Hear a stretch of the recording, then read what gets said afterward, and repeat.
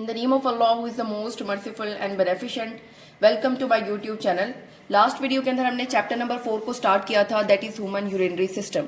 ठीक है, last video के अंदर हम लोगों ने बेसिक इंट्रो से स्टार्ट किया था, फिर उसके बाद हमने कंपोनेंट्स देखे थे यूरिनरी सिस्टम के, फिर उसके बाद हमने किडनी को डील किया था, उसके बाद हमने स्ट्रक्चर ऑफ किडनी को देखा था कि इंटरनली हमारी किडनी किस तरह की होती है और एक्सटर्नली किडनी कैसी होती है. फिर उसके बाद आज हम इंपॉर्टेंट टॉपिक को स्टार्ट करेंगे, दैट इज नेफ्रॉन. ठीक है, नेफ्रॉन जो है वो हमारी किडनी का फंडामेंटल एंड फंक्शनल यूनिट होता है. ठीक है, जिसे हम लोग नेफ्रॉन कहते हैं, और हमारी हर किडनी के अंदर 1 मिलियन से ज्यादा नेफ्रॉन प्रेजेंट होते हैं. The functional unit of kidney are called nephron. हमारी किडनी का जो फंक्शनल यूनिट होता है उसको हम लोग नेफ्रॉन कहते हैं. ठीक है, उसके बाद उन्होंने बताया हुआ है कि there are more than 1 million nephron present in each kidney. हर किडनी में 1 मिलियन से ज्यादा नेफ्रॉन प्रेजेंट है. अब इस टॉपिक को फर्दर स्टार्ट करने से पहले हम इसकी ये डायग्राम देख लेते हैं, that is mention in 4.3 the structure of nephron. ये हमारी बीन शेप जो आपको स्ट्रक्चर नजर आ रहा है, दैट इज किडनी. इसके एक पॉइंट को, इसने एक पोर्शन को इन्होंने मजीद एक्सप्लेन करके दिखाया हुआ है. तो सबसे पहले हम स्टार्ट करेंगे. हमारा जो नेफ्रॉन है ना, इसके बेसिकली 2 पोर्शंस होते हैं. कितने पोर्शंस होते हैं? 2 पोर्शंस होते हैं. नेफ्रॉन के 2 पोर्शंस होते हैं. एक होता है renal corpuscle, is it clear? और दूसरा जो होता है रेनल टेब्यूल होता है. क्या होता है? टेब्यूल से आपको नजर आ रहा है, जो टेब्यूलिंग वाला पोर्शन होगा वो टेब्यूल में आ जाएगा, और जो आपका ये वाला पोर्शन होगा, सिर्फ ये इतना सा पोर्शन होगा, ये रेनल कॉर्पस्कल में आएगा. ठीक है, अब रेनल कॉर्पस्कल के भी आगे 2 पोर्शन है, एक है ग्लोमेरुलस, एक है बाउमन्स कैप्सूल. आपको मैं इसकी बहुत अच्छी सी डायग्राम दिखाती हूँ जो आपको अच्छे तरीके से क्लियर हो जाएगी. ये देखिए, ये आपको जो टफ्ट ऑफ कैपिलरीज नजर आ रही हैं, ये अंदर जो आपको सारी कैपिलरीज नजर आ रही हैं, ठीक है, ये क्या है? ये ग्लोमेरुलस है. ठीक है, ग्लोमेरुलस है, और इसके ऊपर जो आपको ये कैप्सूल नजर आ रहा है जो इसको कवर किया हुआ है, ठीक है, जो ये कवरिंग है, ये जो कैप्सूल है इसको हम बोलते हैं ग्लोमेरुलस कैप्सूल, या फिर इसको हम बोलते हैं बाउमन्स कैप्सूल. बाउमन्स कैप्सूल बोलते हैं. Is it clear? ये जो आपको कैपिलरीज नजर आ रही हैं, दैट इज ग्लोमेरुलस, और इसके ऊपर जो ये आपको शेल नजर आ रहा है, ये जो आपको कैप्सूल नजर आ रहा है, ये जो आपको कवरिंग नजर आ रही है, दैट इज बाउमन्स कैप्सूल. और इन दोनों को कलेक्टिवली हम बोलते हैं रेनल कॉर्पस्कल. ठीक है, यहां से आगे, यहां से जो आगे पोर्शन होता है, ये हमारा टेब्यूल वाला पोर्शन आ जाता है.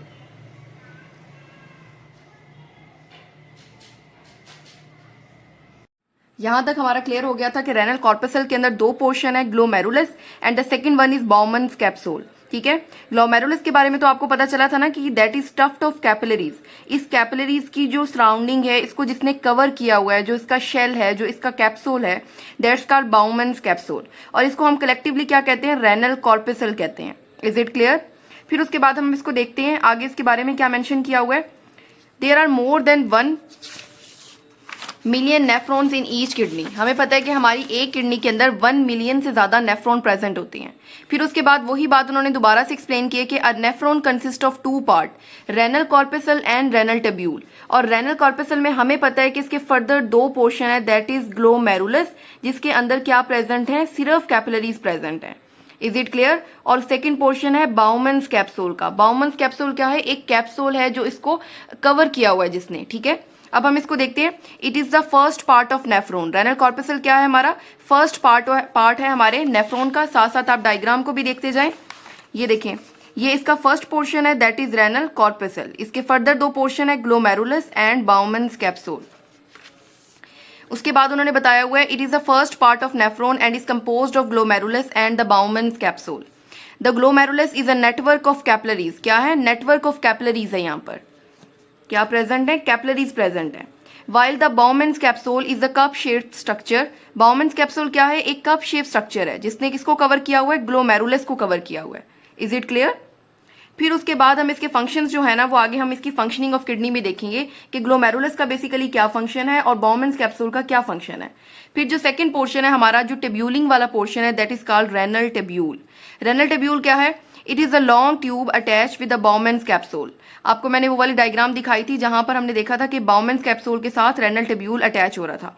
ठीक है, ये देखें, यहाँ पर हमारा बाउमेंस कैप्सूल एंड होता है, इसके साथ ही टेब्यूलिंग वाला पोर्शन स्टार्ट हो जाएगा। इस टेब्यूलिंग वाले पोर्शन को हम बोलते हैं रेनल टेब्यूल। इसके भी आगे फर्दर 3 पोर्शन है, proximal convoluted tubule, distal convoluted tubule and loop of Henle. इसको हम देख लेते हैं। सबसे पहले प्रॉक्सिमल और डिस्टल का आपको डिफरेंस पता होना चाहिए। फॉर एग्जाम्पल,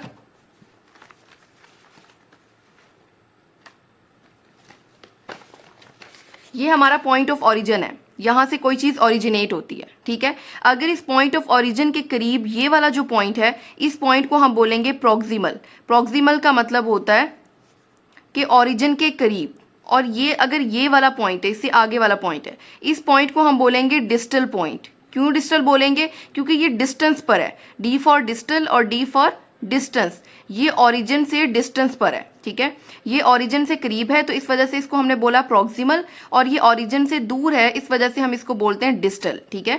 ये पॉइंट क्या कहलाएगा? डिस्टल पॉइंट कहलाएगा। ये पॉइंट हमारा प्रॉक्सिमल कहलाएगा। क्यों कहलाएगा? क्योंकि ये पॉइंट ऑफ ओरिजिन के करीब है और ये पॉइंट ऑफ ओरिजिन से दूर है। तो इसी बेस पे हम लोग नेफ्रॉन के पोर्शंस को भी हम लोग नाम देते हैं। ये हमारा पॉइंट ऑफ ओरिजिन है, ठीक है। ये बाउमेंस कैप्सूल हमारा पॉइंट ऑफ ओरिजिन है। ओरिजिन के करीब जो हमारे टेब्यूल है उसको हमने नाम दिया है प्रॉक्सिमल कन्व्यूलेटेड टेब्यूल का। Is it clear? और जो इससे दूर है इसको हमने क्या नाम दिया? डिस्टल कन्व्यूलेटेड टेब्यूल का, क्योंकि ये पॉइंट ऑफ ओरिजिन से दूर है, ठीक है। और ये आपको लूप्स नजर आ रहे हैं, इस लूप्स की बेस पर ही हम इसको क्या कहते हैं? लूप ऑफ हेनले का नाम दिया है, ठीक है। अब इसको वन बाय वन हम देख लेते हैं। Renal tubule, it is a long tube attach with a Bowman's capsule. अब हमें पता है कि ये एक लॉन्ग ट्यूब है और जो किसके साथ अटैच है? बाउमेंस कैप्सूल के साथ अटैच है। इट हैज 3 पार्ट्स, इसके 3 पार्ट हैं। The first part is convoluted and it is called proximal convoluted tubule. इसका जो फर्स्ट पोर्शन है इसको हम क्या नाम देते हैं? प्रॉक्सिमल कन्व्यूलेटेड टेब्यूल का। और जो मिडल पोर्शन होता है वो यू शेप स्ट्रक्चर है, आपको नजर आ रहा होगा इसकी डायग्राम के अंदर भी, that is you shape structure. इस वजह से हम इसे क्या कहते हैं? लूप ऑफ हेनले का हमने इसको नाम दिया है। और जो लास्ट पोर्शन है वो भी कन्व्यूलेटेड है और उसको हमने क्या नाम दिया है? डिस्टल कन्व्यूलेटेड टेब्यूल का। यहां तक आपने क्या चीजें याद रखनी है? आपने ये याद रखना है कि हमारी किडनी का जो फंक्शनल यूनिट है दैट इज नेफ्रॉन। और हमारी किडनी के अंदर कितने नेफ्रॉन प्रेजेंट होते हैं? 1 मिलियन से ज्यादा नेफ्रॉन है। फिर नेफ्रॉन के आपने तैयार करने हैं कि आगे इसके कितने पोर्शन हैं। इसके 2 बेसिक पोर्शन है, that is renal corpuscle and renal tubule. Corpuscle के भी आगे 2 पोर्शन है। हम इसकी फ्लो शीट बना लेते हैं जिससे आपको क्लियर अंडरस्टैंडिंग होगी। पहले हमें पता चलना होना चाहिए कि जो हमारी किडनी है उसका जो फंक्शनल यूनिट है वो क्या है? वो हमारा नेफ्रॉन है, ठीक है। अब नेफ्रॉन के फर्दर 2 पोर्शन है, एक है रेनल कॉर्पिसल और सेकंड कौन सा है? रेनल टेब्यूल, ठीक है। रेनल कॉर्पिसल के आगे फर्दर 2 पोर्शन है। फर्स्ट पोर्शन जो है वो हमारा ग्लोमेरुलस है और सेकंड पोर्शन कौन सा है? रेनल कॉर्पिसल का सेकंड पोर्शन था दैट इज बाउमेंस कैप्सूल। अब रेनल टेब्यूल के फर्दर 3 पोर्शन थे जिसको हमने डिवाइड किया था on the basis of their origin, ठीक है। पॉइंट ओरिजिन के करीब था तो हमने इसका क्या नाम रख दिया था? प्रॉक्सिमल, ठीक है। तो अब इसका कौन सा पोर्शन है? Proximal convoluted tubule. सेकेंड इसका है लूप ऑफ हेनली और थर्ड इसका कौन सा पोर्शन है? डिस्टल, जो पॉइंट ऑफ ओरिजिन से दूर था। ग्लोमेरुलस में क्या था? एक टफ्ट ऑफ कैपिलरीज थी, नेटवर्क था हमारी कैपिलरीज का, टफ्ट ऑफ कैपिलरीज, ठीक है। अब ग्लोमेरुलस को जिस कैप्सूल ने सराउंड किया था, जिसकी कवरिंग थी, ठीक है, कैप्सूल था जो कवर किया हुआ था ग्लोमेरुलस को, उसको हमने क्या नाम दिया था? बाउमेंस कैप्सूल बोला था, ठीक है। बाउमेंस कैप्सूल बोला था। ये किसको कवर किया हुआ था? इसने cover the glomerulus. Is it clear? और प्रॉक्सिमल कन्व्यूलेटेड टेब्यूल और लूप ऑफ हेनले और डिस्टल कन्व्यूलेटेड टेब्यूल में भी हमने 1 लाइन डिस्कस की है कि प्रॉक्सिमल हमारा फर्स्ट पोर्शन होता है, लूप ऑफ हेनली जो होता है वो हमारा यू शेप स्ट्रक्चर होता है और ये सेकंड पोर्शन होता है। फिर उसके बाद हमारा थर्ड पोर्शन कौन सा था? डिस्टल था, ठीक है। अब हम इसको देख लेते हैं एक दफा अपनी बुक से भी।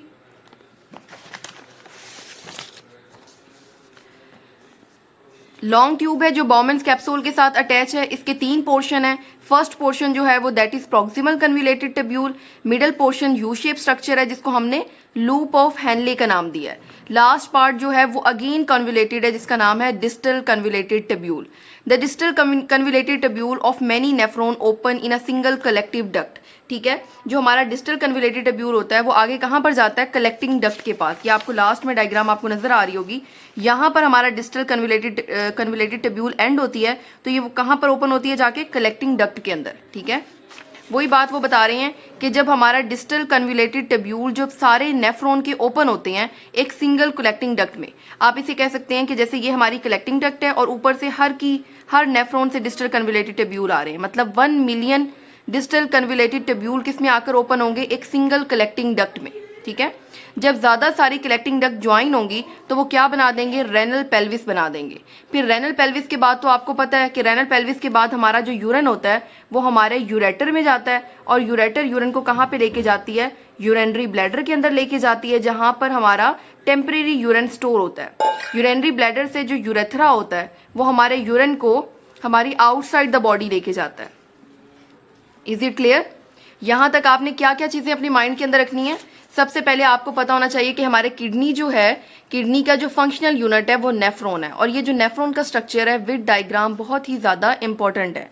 फिर आपने देखना है कि नेफ्रॉन के 2 पार्ट हैं, एक रेनल कॉर्पिसल है और एक रेनल ट्यूब्यूल है। रेनल कॉर्पिसल में आपको फिंगर टिप्स में 2 बातें पता होनी चाहिए कि फर्स्ट हमारा बाउमेंस कैप्सूल है, ग्लोमेरुलस है, और सेकेंड पोर्शन जो है वो हमारा बाउमेंस कैप्सूल है।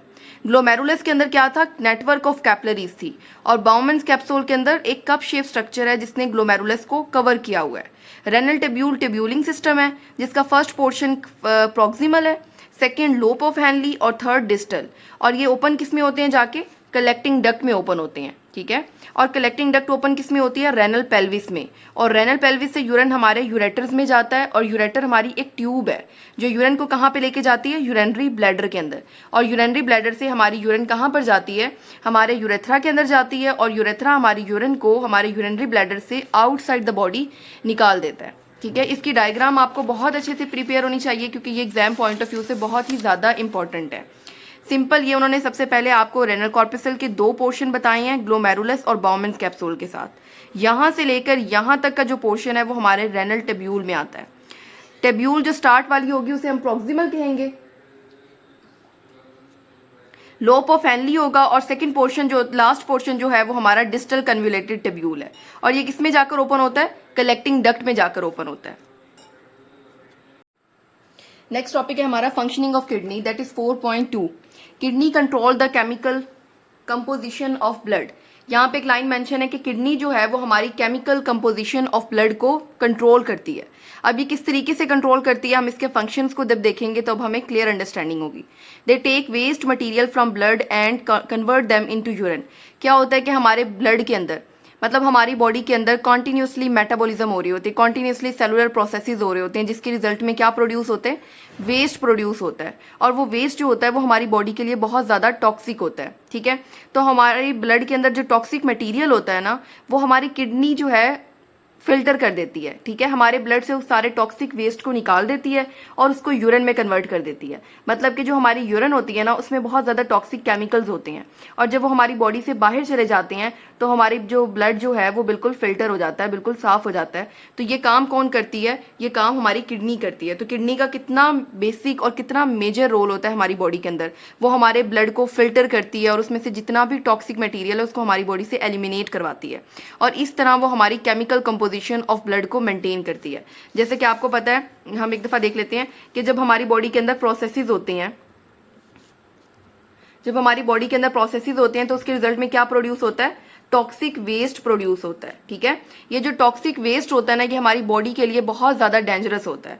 तो हमारी किडनी क्या करती है, मतलब हमारे ब्लड भी क्या हो गया, अब गंदा हो गया, डर्टी ब्लड हो गया क्योंकि उसमें टॉक्सिक चीजें हैं। तो हमारी किडनी क्या करती है, हमारे ब्लड को फिल्टर कर देती है, और उस टॉक्सिक वेस्ट को हमारी बॉडी से एलिमिनेट करवा देती है, उसको यूरिन में कन्वर्ट कर देती है, और यूरिन हमारी बॉडी से बाहर चली जाती है। ठीक है, तो इस तरह हमारी किडनी जो है हमारी ब्लड की केमिकल कंपोजिशन को मेंटेन करती है, मतलब उसमें से सारा टॉक्सिक वेस्ट निकाल देती है। तो अगर आपसे कोई पूछे कि फंक्शन ऑफ किडनी क्या है, तो आपने सिंपल वर्ड्स में बताना है कि किडनी जो है वो हमारी ब्लड की कंपोजिशन को कंट्रोल करती है। और किस तरीके से कंट्रोल करती है, ये आगे नेक्स्ट लाइन के अंदर उसने उसका आंसर बताया है कि वेस्ट मटेरियल को ब्लड से अलग कर देती है और हमारे ब्लड को फिल्टर कर देती है, और जो टॉक्सिक वेस्ट है उसको हमारी यूरिन में कन्वर्ट कर देती है। अब ये जो काम है ये 3 प्रोसेसेस के अंदर हमारी किडनी करती है। ठीक है, आपको नेफ्रॉन का अगर स्ट्रक्चर अच्छे तरीके से समझ आ गया ना, तो ये आपको फंक्शंस की बहुत अच्छे से अंडरस्टैंडिंग होगी, और ये मोस्ट इंपॉर्टेंट टॉपिक है इस चैप्टर के। It occurs in 3 steps. सबसे पहले क्या होती है, हमारी किडनी फिल्ट्रेशन करती है। फिल्ट्रेशन, ठीक है। अब हम पहले फिल्ट्रेशन को देखते हैं कि हमारी किडनी फिल्टर किस तरह करती है। सबसे पहले आप अपने माइंड के अंदर ग्लोमेरुलस और बाउमेन्स कैप्सूल की डायग्राम को माइंड में लेकर आओ।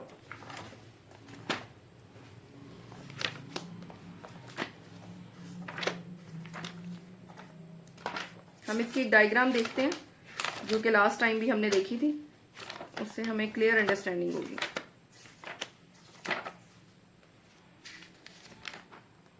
ये देखिए,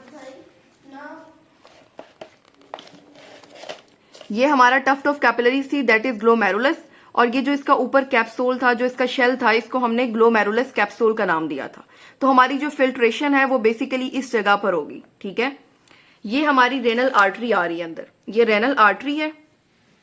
रेनल आर्टरी क्या करेगी, हमारे ब्लड को रेनल आर्टरी जो है वो ग्लोमेरुलस के अंदर लेकर आएगी। ठीक है, अब ये जो रेनल आर्टरी है ये फर्दर डिवाइड हो जाएगी छोटी छोटी आर्टरीज के अंदर।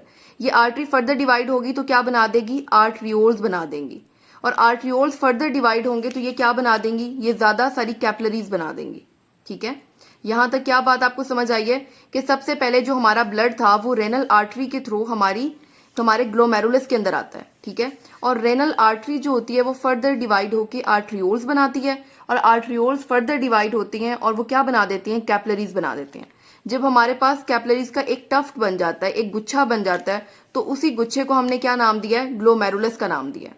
और हमारी बेसिकली फिल्ट्रेशन भी यहीं से होगी। तो हम बुक की फर्स्ट लाइन देखते हैं सबसे पहले। Blood enters kidney through our renal artery. हमारा जो ब्लड है वो हमारी किडनी के अंदर किस तरह एंटर होगा, रेनल आर्टरी के थ्रू एंटर होगा। ठीक है, the renal artery divide into. यहां तक हमने एक बात देखी है कि हमारी किडनी के अंदर जो ब्लड की एंट्रिंग होती है वो किसके थ्रू होती है, रेनल आर्टरी के थ्रू होती है। ठीक है, आर्टरी आगे फर्दर डिवाइड होती है और किसमें कन्वर्ट हो जाती है, आर्टरियोल में। ठीक है, सबसे पहले हमारी रेनल आर्टरी होती है। रेनल आर्टरी से वो क्या बनते हैं, छोटे छोटे आर्टरियोल्स बनते हैं, और आर्टरियोल से फर्दर क्या बनती हैं, कैपिलरीज बनती हैं। इस कैपिलरीज के गुच्छे को ही हम लोग ग्लोमेरुलस कहते हैं। ठीक है, और फिर इसके ऊपर जो ये शेल है, जो ये कैप्सूल है, इसको हमने बाउमेन्स कैप्सूल कहा है। ठीक है, अब क्या हुआ है कि सबसे पहले हमारा ब्लड एंटर होगा रेनल आर्टरी के अंदर, और रेनल आर्टरी से फर्दर वो आर्टरियोल्स के पास जाएगा, और आर्टरियोल्स फर्दर डिवाइड होंगी कैपिलरीज के अंदर, और ब्लड हमारा कहां पर पहुंच जाएगा, ग्लोमेरुलस के पास पहुंचेगा। अब यहां तक तो उन्होंने बता दी कि हमारा ब्लड जो है ग्लोमेरुलस तक पहुंच गया। फिर उसके बाद वो बता रहे हैं कि जो हमारा ग्लोमेरुलस है, ये जो हमारा पोर्शन है जिसके अंदर कैपिलरीज हैं, यहाँ पर जो ब्लड का प्रेशर होता है ना, जो ब्लड का प्रेशर होता है वो बहुत ज्यादा हाई होता है। क्या होता है, बहुत ज्यादा हाई होता है। जब हमारा ब्लड जब ग्लोमेरुलस के पास जाता है और यहाँ पर ब्लड के प्रेशर जो होता है वो बहुत ज्यादा हाई होता है, इससे क्या होता है, प्रेशर के हाई होने से क्या होता है, स्मॉल मॉलिक्यूल्स, जो हमारे ब्लड के अंदर छोटे छोटे मॉलिक्यूल्स होते हैं, जैसे कि वाटर प्रेजेंट होता है, साल्ट होते हैं, ग्लूकोज होता है, और ये यूरिया होता है, ये क्या होते हैं, छोटे छोटे मॉलिक्यूल्स होते हैं। ये हमारे ग्लोमेरुलस से बाहर आ जाते हैं क्योंकि वहां प्रेशर इतना ज्यादा होता है कि वो पुश कर देता है। जितने भी छोटे छोटे पीसीज होते हैं वो ग्लोमेरुलस से निकल के हमारे बाउमेन्स कैप्सूल में चले जाते हैं। ठीक है, क्या बात आपको समझ आई कि रेनल आर्टरी से ब्लड हमारी जब ग्लोमेरुलस के पास पहुंचता है तो यहाँ पर ब्लड का प्रेशर इतना ज्यादा होता है कि जो हमारे ब्लड के छोटे छोटे मॉलिक्यूल्स होते हैं, जैसे कि वाटर हो गया, साल्ट हो गया, हमारा यूरिया हो गया, ये यहाँ से पुश होकर कहाँ पर चले जाते हैं, बाउमेन्स कैप्सूल में चले जाते हैं।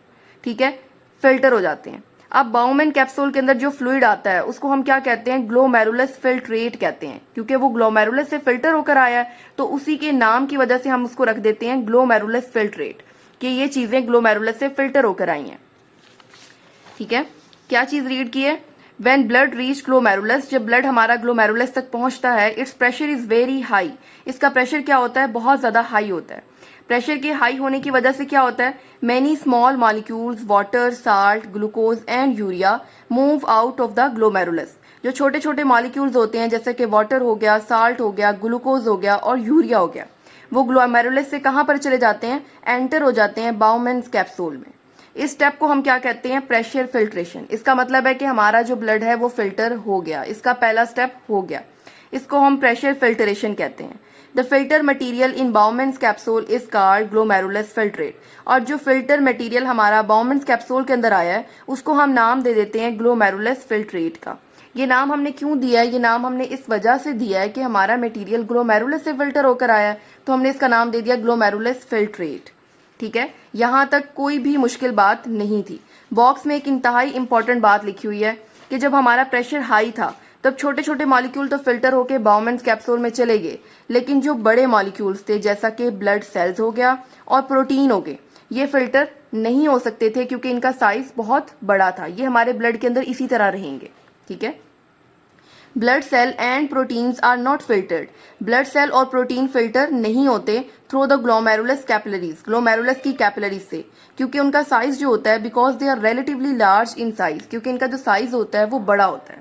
ठीक है, अब आपने इस पूरे पैराग्राफ में सिर्फ 2 बातें याद रखनी है।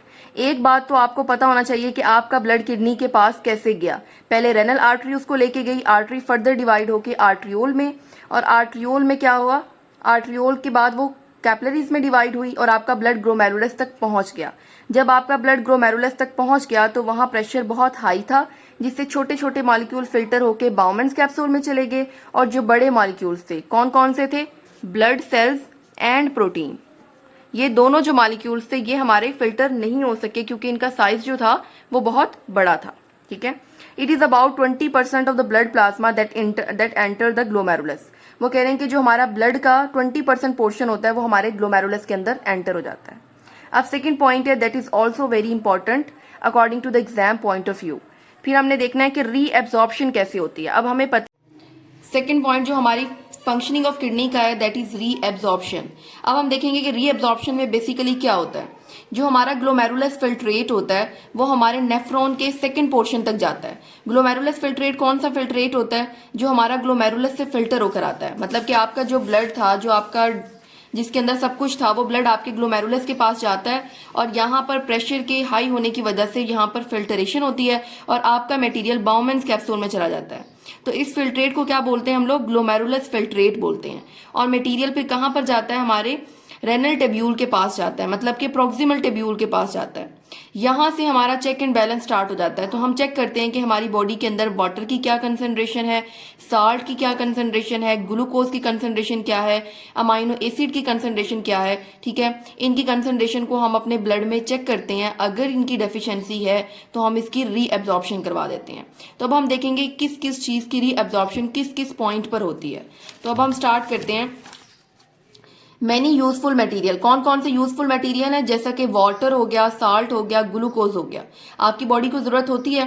सिर्फ हमारी बॉडी को, मतलब हमने एक कोट हमेशा से पढ़ी है कि excess of everything is bad. अगर कोई भी चीज बहुत ज्यादा होगी तो वो हमारे लिए नुकसानदेह होगी। ठीक है, तो लार्ज अमाउंट ऑफ वाटर क्या होगा, अब हम देखेंगे कि जिस चीज़ों की हमारी बॉडी के अंदर जरूरत है हम उसको दोबारा से रीएब्जॉर्ब करना शुरू कर देंगे।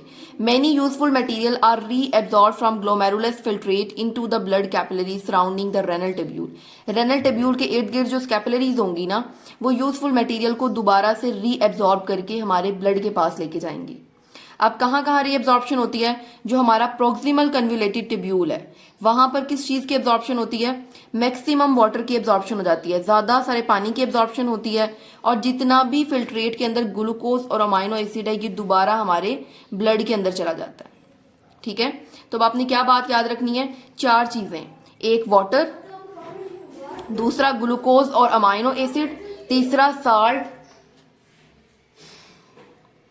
तीसरा जो साल्ट है ये इसकी क्या होती है, एब्जॉर्प्शन होती है हमारे प्रोक्सिमल कन्व्यूलेटेड टेब्यूल के अंदर। ठीक है, फिर उसके बाद मेंशन है some water is reabsorb from descending limb of loop of Henle. Descending और असेंडिंग के बारे में हम लोगों ने नहीं देखा। डिसेंडिंग का मतलब होता है कि ये जो लूप आपका नीचे की तरफ आ रहा है तो इसको हम डिसेंडिंग कहते हैं, और ये जो लूप ऊपर की तरफ जा रहा है इसको हम कहते हैं असेंडिंग। अब वो बता रहे हैं कि डिसेंडिंग लूप ऑफ हेनली के अंदर वाटर की रीएब्जॉर्प्शन होती है। ठीक है, और ascending limb of lobe of Henle के अंदर साल्ट की रीएब्जॉर्प्शन होती है।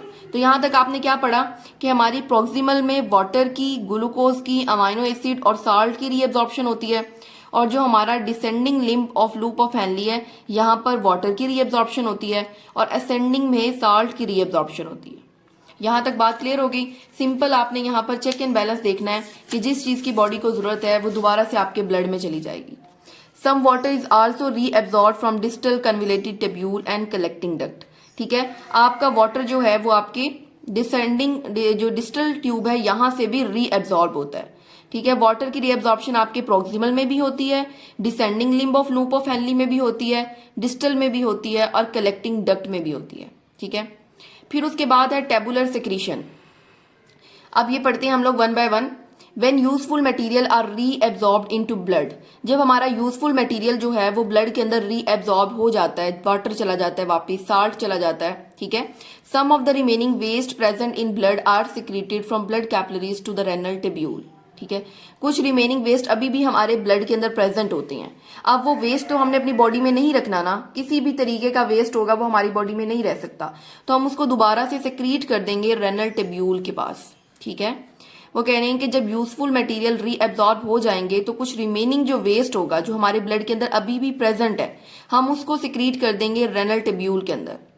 वो बता रहे हैं आगे ये कौन सा प्रोसेस होता है, it is an active transport process. Active transport process क्या होता है कि आपका जो मटेरियल है वो लो कंसंट्रेशन से हाई की तरफ जाता है, और जब कोई भी चीज नीचे से ऊपर की तरफ जाती है तो उसको एनर्जी देनी पड़ती है। ठीक है, तो वो कह रहे हैं कि ये एक एक्टिव ट्रांसपोर्ट प्रोसेस है जिसको हम क्या कहते हैं, टेबुलर सिक्रीशन कहते हैं। सिक्रीशन का मतलब होता है किसी भी चीज का खारिज करना। फिर उसके बाद आपको एक पैराग्राफ दिया हुआ है, सेकंड पैराग्राफ, आफ्टर रीएब्जॉर्प्शन, जब हमारे यूजफुल मटेरियल हमारे ब्लड में वापस चले गए और टॉक्सिक मटेरियल हमारे सिक्रीट हो गए रेनल टेब्यूल के अंदर, तो अब क्या होगा, the filtrate in the renal tubule, जो हमारा फिल्टर होगा उसको हम एंड पर क्या बोलेंगे, यूरिन बोलेंगे। क्या बोलेंगे, यूरिन। यूरिन क्या करेगा, यूरिन जो होगा वो तमाम नेफ्रॉन से, अब हमने पढ़ा था कि हमारी किडनी के अंदर, एक किडनी के अंदर 1 मिलियन से ज्यादा नेफ्रॉन है, तो 1 मिलियन नेफ्रॉन से यूरिन आएगा और कहां पर जाएगा, रेनल पेल्विस में जाएगा। ठीक है, रेनल पेल्विस के बाद का ट्रैक तो आपको पता है, रेनल पेल्विस से वो हमारे कहां पर जाएगा, यूरेटर्स के पास जाएगा, यूरेटर से यूरिनरी ब्लैडर के पास आएगा, यूरिनरी ब्लैडर के पास कुछ देर के लिए स्टोर होगा, हियर इट इज स्टोर्ड। ठीक है, फ्रॉम रेनल पेल्विस से यूरिन कहां पर जाएगी, यूरिनरी ब्लैडर के पास जाएगी, और किसके थ्रू जाएगी, यूरेटर्स के थ्रू जाएगी। Is it clear. फिर उसके बाद यहां पर कुछ देर के लिए हमारी यूरिन स्टोर होगी, when the urinary bladder is filled, जब हमारा यूरिनरी ब्लैडर फिल हो जाएगा तो यूरिन हमारी किसके पास जाएगी, यूरेथ्रा के पास जाएगी, और यूरेथ्रा से हमारी बॉडी से एक्सक्रीट आउट हो जाएगी। यहां तक हमने ये टॉपिक जो है इंतहाई इंपॉर्टेंट है, आपने इसको अच्छे तरीके से देखना है। अगर किसी भी पॉइंट की आपको समझ नहीं आ रही तो आप कमेंट सेक्शन के अंदर डायरेक्ट क्वेश्चन पूछ सकते हैं। ठीक है, फंक्शनिंग ऑफ किडनी के अंदर आपने 3 बातें अंडरस्टैंड करनी है कि सबसे पहले हमारी ब्लड की फिल्टरेशन होती है। फिल्टरेशन के बाद जो भी फिल्टर होने के बाद जो हमारा यूजफुल मटेरियल अगर फिल्टरेशन में चले गए हैं तो हमने उसको वापस लेकर आना है, वो किस में होगा, रीएब्जॉर्प्शन में होगा। इसमें चेक एंड बैलेंस होता है, सबसे पहले बॉडी चेक करती है किस चीज की हमें कितनी अमाउंट में जरूरत है, तो इस हिसाब से उसको रीएब्जॉर्ब कर लेती है। Is it clear. फिर उसके बाद लास्ट है कि ब्लड में अभी भी टॉक्सिक मटेरियल प्रेजेंट है, उस टॉक्सिक मटेरियल को हम दोबारा से सिक्रीट कर देते हैं। फिर उसके बाद यूरिन बन जाता है, और यूरिन हमारे रेनल पेल्विस में जाता है, और रेनल पेल्विस से यूरिन, यहां तक हम लोगों ने टेबुलर सिक्रीशन तक हम लोगों ने इसको डील कर लिया है। अब ये आपको एक बॉक्स नजर आ रहा होगा जिसके अंदर 3 पॉइंट्स लिखे हुए हैं, filtration, reabsorption and secretion. Filtration में क्या था कि आपका जो ब्लड था वो आपके नेफ्रॉन के अंदर जा रहा था, ठीक है, और रीएब्जॉर्प्शन कैसी हो रही थी कि जो आपके नेफ्रॉन के अंदर जो फिल्ट्रेट था उधर से मटेरियल आपके ब्लड में वापस जा रहा था, तो इस वजह से इन्होंने लिखा है from nephron to blood. Nephron के अंदर फिल्ट्रेट था वो वापस आपके ब्लड के अंदर जा रहा था। और सिक्रीशन कहाँ पे हो रही थी, सिक्रीशन में बेसिकली आपके ब्लड में टॉक्सिक मटेरियल था वो दोबारा से आपके नेफ्रॉन में आ रहा था, और नेफ्रॉन से वो आगे यूरिन की फॉर्मेशन होती है, और यूरिन की फॉर्मेशन होकर फिर आपकी बॉडी से एलिमिनेट हो जाती है। तो यहां तक आपको समझ आ गई है। फिर उसके बाद हम स्टार्ट करते हैं next topic, that is role of kidney in osmoregulation. सबसे पहले आपको पता होना चाहिए कि ऑस्मो रेगुलेशन बेसिकली क्या होता है, ठीक है। Osmoregulation means the control of amount of water according to the body needs. Osmo का मतलब होता है वाटर, ठीक है। रेगुलेशन का मतलब होता है हमने वाटर को रेगुलेट करना है, वाटर को बैलेंस में रखना है।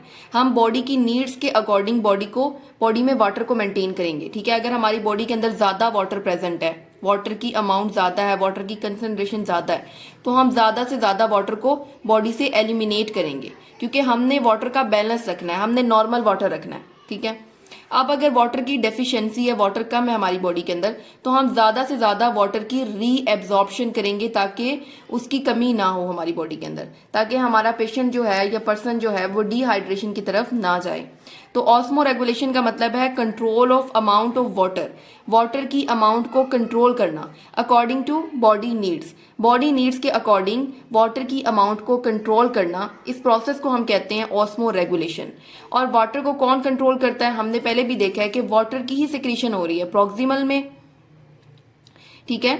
वाटर की रीएब्जॉर्प्शन हो रही है प्रॉक्सिमल में, डिस्टल में, लूप ऑफ हैनली में, कलेक्टिंग डक्ट में। तो जो वाटर की ये सारी चीजें कहाँ पर हो रही हैं, किडनी में हो रही हैं। तो it's mean kidney basic role play करती है हमारी वाटर की रेगुलेशन के अंदर, क्योंकि जो एक्स्ट्रा वाटर होगा वो यूरिन के थ्रू हमारी बॉडी से एलिमिनेट हो जाएगा, और अगर वाटर की डेफिशिएंसी है तो वो नेफ्रॉन से रीएब्जॉर्ब हो जाएगा। Is it clear. फिर उसके बाद देखते हैं, उन्होंने बताया हुआ kidney are the main organ which work for osmoregulation. Kidney main organ है जो ऑस्मो रेगुलेशन के तौर पर वर्क करती है। दे control the amount of solute in blood, ये हमारी बॉडी के अंदर सल्यूट के लेवल को भी मेंटेन करता है। हमने देखा ना कि ग्लूकोज जो था, अमाइनो एसिड जो था, और साल्ट जो थे, ठीक है, उन सब के बैलेंस को भी कौन मेंटेन कर रही थी, हमारी किडनी मेंटेन कर रही थी। चेक एंड बैलेंस हो रहा था, जितना अगर बॉडी के अंदर डेफिशिएंसी है तो वो सारी चीजें वापस आ रही थी, अगर बॉडी के अंदर एक्सेसिवनेस है तो वो एलिमिनेट हो रही थी हमारी बॉडी से। तो अमाउंट ऑफ सल्यूट और अमाउंट ऑफ वाटर को कौन मेंटेन करता है, हमारी किडनी मेंटेन करती है। तो इस फर्स्ट 3 लाइंस में आपने ये बात देखी है। सबसे पहले तो यहाँ पर ऑस्मो रेगुलेशन की डेफिनेशन है। Osmoregulation means the control of amount of water according to body needs, हमारी बॉडी की नीड्स के अकॉर्डिंग वाटर को बैलेंस करना, वाटर को रेगुलेट करना, इसको हम कहते हैं ऑस्मो रेगुलेशन, ठीक है। फिर उसके बाद है किडनी मेजर रोल प्ले करती है। Kidney are the main organ which work for osmoregulation, kidney main role play करती है ऑस्मो रेगुलेशन में। They control the amount of solute in blood, ये हमारी बॉडी के अंदर जो ब्लड होता है उसके अंदर सल्यूट के लेवल को भी मेंटेन करते हैं। सल्यूट कौन कौन से होते हैं, जैसे कि साल्ट हो गया, ग्लूकोज हो गया, ठीक है। Amount of solute in other body fluid is also controlled, body solute जो बॉडी दूसरे फ्लूइड होते हैं उसके अंदर भी जो सल्यूट के लेवल को कौन मेंटेन करती है, हमारी किडनी मेंटेन करती है। तो अब वो कह रहे हैं कि किस कंडीशन के अंदर हमारी जो यूरिन है वो डाइल्यूट का मतलब होता है पतली यूरिन, पतली, उसके अंदर वाटर की कंसंट्रेशन ज्यादा हो, ठीक है। तो किस कंडीशन के अंदर डाइल्यूट यूरिन प्रोड्यूस होती है और किस कंडीशन के अंदर कंसंट्रेटेड यूरिन प्रोड्यूस होती है। डाइल्यूटेड यूरिन जो होती है इसके अंदर सल्यूट कम होते हैं और वाटर ज्यादा होता है, जिसकी वजह से ये पतली होती है। और कंसंट्रेटेड में बेसिकली क्या होता है कि जो सल्यूट होते हैं वो बहुत ज्यादा होते हैं और वाटर क्या होता है, कम होता है। अब वो हमें आगे बता रहे हैं कि किस कंडीशन के अंदर डाइल्यूट यूरिन प्रोड्यूस होगी। If there is a excess water in blood, अगर हमारे ब्लड के अंदर वाटर की एक्सेसिवनेस है, वाटर ज्यादा है, more water is filtered from the glomerulus to Bowman's capsule, ज्यादा से ज्यादा जो हमारा वाटर है वो फिल्टर होगा ग्लोमेरुलस से बाउमन्स कैप्सूल में, ठीक है। और कम रीएब्जॉर्प्शन होगी, क्योंकि आपकी बॉडी को जरूरत ही नहीं है वाटर की, क्योंकि पहले ही वाटर आपकी ब्लड में ज्यादा है, तो वाटर की रीएब्जॉर्प्शन कम से कम होगी, ठीक है। वाटर की रीएब्जॉर्प्शन कम होगी from renal tubule to capillaries. In this way abundant dilute urine is produce, इस कंडीशन में क्या होगा कि डाइल्यूट यूरिन प्रोड्यूस होगी, पतली यूरिन प्रोड्यूस होगी, क्योंकि ज्यादा से ज्यादा वाटर की एलिमिनेशन हो रही है। And the amount of water in blood is brought to the normal, और हमारा जो ब्लड के अंदर वाटर का लेवल है उसको हम लोग मेंटेन कर लेंगे। किस तरह मेंटेन कर लेंगे, डाइल्यूट यूरिन प्रोड्यूस करके। हमने ना अपने वाटर को एक लेवल में रखना है, अगर वाटर ज्यादा है तो हम उसको अपनी बॉडी से एलिमिनेट कर देंगे, अगर वाटर कम है तो उसकी रीएब्जॉर्प्शन करवा लेंगे। अब वही बात बता रहे हैं कि अगर वाटर का लेवल ज्यादा है तो ज्यादा से ज्यादा जो हमारा वाटर है वो बाउमन कैप्सूल में जाएगा और कम रीएब्जॉर्प्शन होगी और हमारी यूरिन जो है वो डाइल्यूट प्रोड्यूस होगी। यहाँ तक सबको समझ आ गई है। फिर अब हम देखेंगे कि किस कंडीशन के अंदर हमारी यूरिन जो है वो कंसंट्रेटेड प्रोड्यूस होगी। If the amount of water in blood is less than normal, अगर हमारा जो वाटर का लेवल है वो कम है हमारे ब्लड के अंदर, ठीक है, तो क्या होगा,